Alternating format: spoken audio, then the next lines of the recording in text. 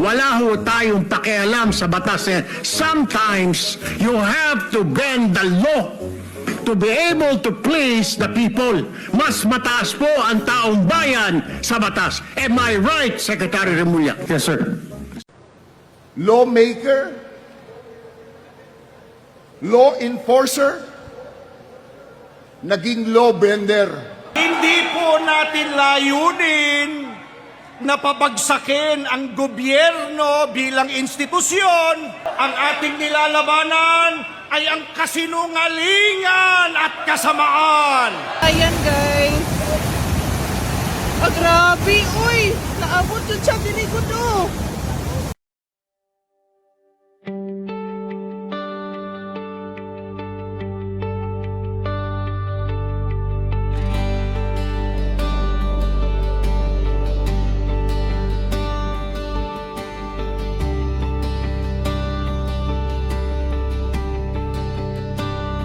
Sa bayang halos wala nang pag-asa't ligaya, mailuha't hinagpis sa bawat sulok ng bansa.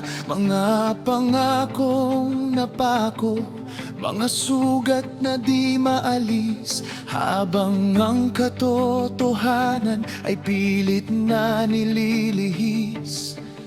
May mga kamay na bumibili ng dangal, at mga pusong nalason ng kapangyarihang hangal. Ngunit sa bawat dilim na bumabalot sa paligid, may apoy na di kayang patayin ng anumang pilit.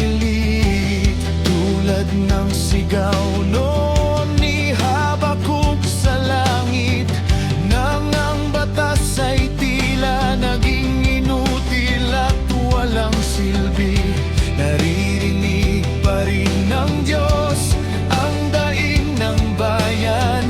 Hindi habang buhay ang gabi ng kasamaan. Bumangon ka, bayan ko, ilandad ang dilim, manaig ang liwanag. Hindi tayo yuyuko.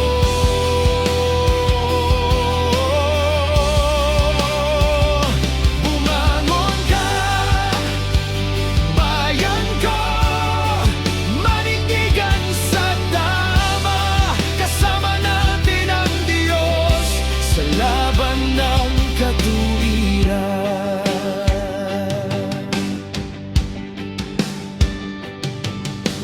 Sabi ni Pablo noon sa bayan ng Efeso, huwag makibahagi sa gawang mapanloko. Ang lihim na kasamaan ay dapat ilantad, upang ang katotohanan ay muling magliwanag.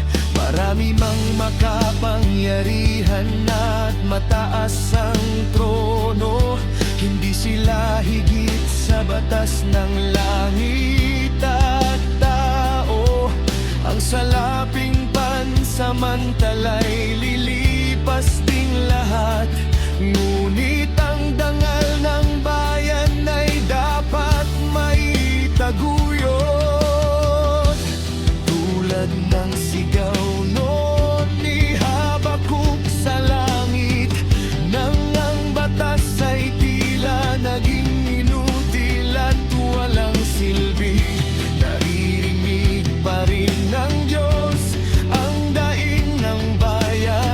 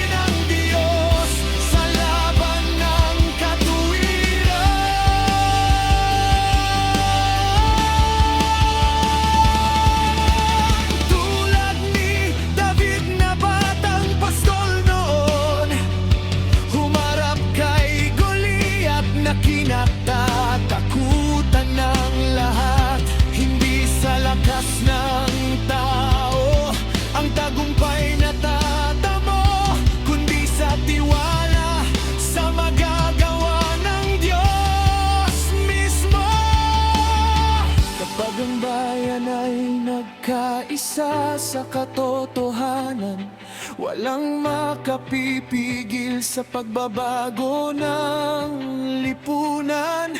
Ang higante ng katiwalian ay maaari ring bumagsak kapag ang